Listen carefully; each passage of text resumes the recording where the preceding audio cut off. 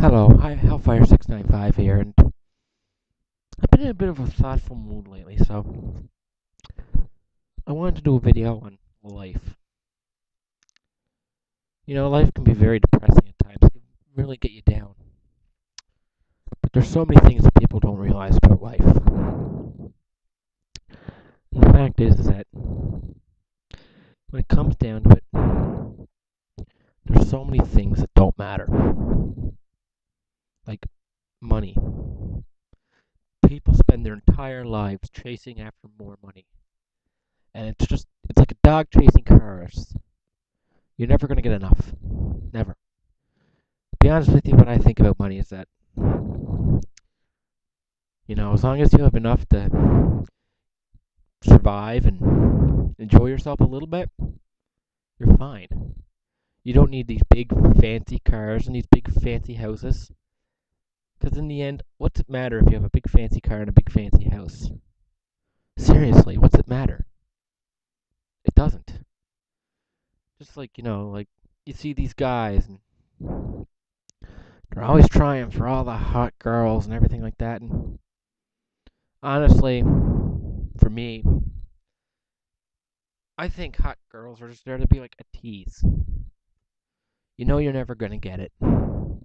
So you're better off just refocusing yourself. Refocusing on what you can do.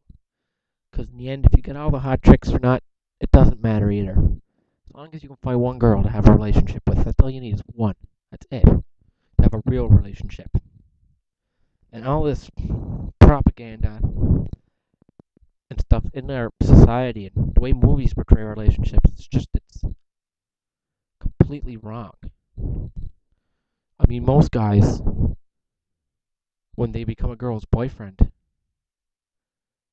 they get on their hands and knees and try to serve them every way they possibly can. If a relationship is like that, it will fail. It will. Women, they want a man if they want. But anyway, enough on that. The point is that most guys just get completely whipped. And a relationship is meant to be something between equals that make both people happy instead of just one. And girls in particular that don't realize this because they want these whipped guys. Some of them just want these whipped guys. Honestly, what I say to those girls is go buy a puppy. Seriously. I mean, relationships like that don't work. And they're not meant to work because our culture's just been so infiltrated with these ideal relationships and how it's supposed to be. And it doesn't work. And this is a purpose attempt to dissolve our relationship, our marriages, everything. I mean, I think it's 3 out of 4 marriages fail now. Like, wow. That's beyond. That is just beyond. Why do they want to break up our relationships? Why would the New World Order want to do such a thing? Because the family is the bastion of society. Even Karl Marx realized this. If you can break up the family, then you can imprint whatever society on these people you want. Well, there's other things you have to break up as well, like the church and religion and life. They go hand in hand. I mean, some of the happiest people you'll ever meet are Christians. Some of the best people you'll ever meet are Christians. And that's not just to say about Christians, but it's like that with a lot of people in a lot of different religions, you see. They're happy people because they have something to believe in.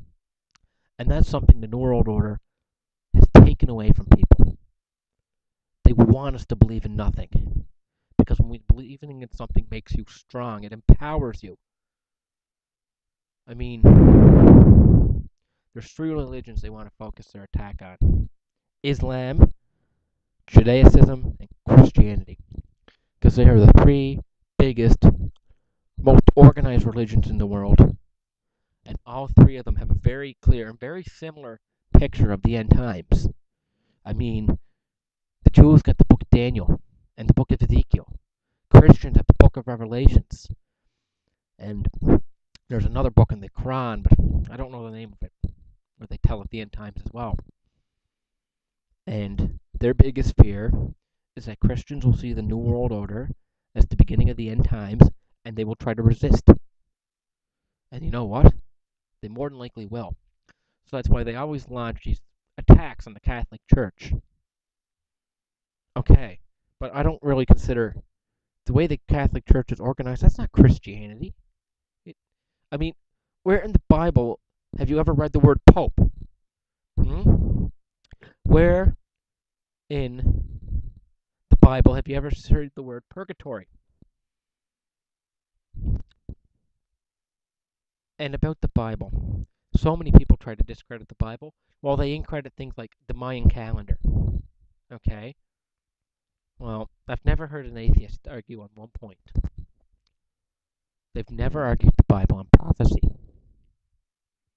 I mean, there's things that were prophesied to happen after the Bible was written that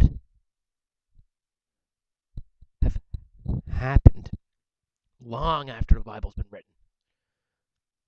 Like, I'll give you one example, and that is in any of the Gospels where Jesus puts his hand on Peter's shoulder and says, "And you will be the rock on which I will build my church." Peter's now regarded as the first pope. Christianity, Catholicism, originally was Christian, but through the ages it's become distorted, twisted, and all sorts of many things. That's why there's other denominations that will, particularly baptism, which I am, which will interpret the Bible word for word. They don't add anything in, they don't take anything away. And when you see the way people lead their lives today, so many things they do just don't matter anymore. Money doesn't matter, but you're made to think it matters. Getting all the hot girls, you're made to think that's supposed to matter. I mean, you're made to think having these big houses and all these friends and it's supposed to matter. In the end, it doesn't matter how many people you hang around with. It's just who your real friends are. And you find that out. However, when you rule out all the things that don't matter, you come to the realizations of what does matter. And here's what matters. Finding true happiness is what matters. I mean, I don't have the answer to true happiness, but finding what makes you truly happy is all that matters in life. I mean, I could say as a Christian that it would be fearing God and being a Christian believer. Because to me, that honestly is something that will make you happy in ways that you'll never understand. And another point I want to get to is that they always try to use the history of the Catholic Church to try and attack religion. Well, to be honest with you, the Crusades, that wasn't a Christian thing at all. That was a political move.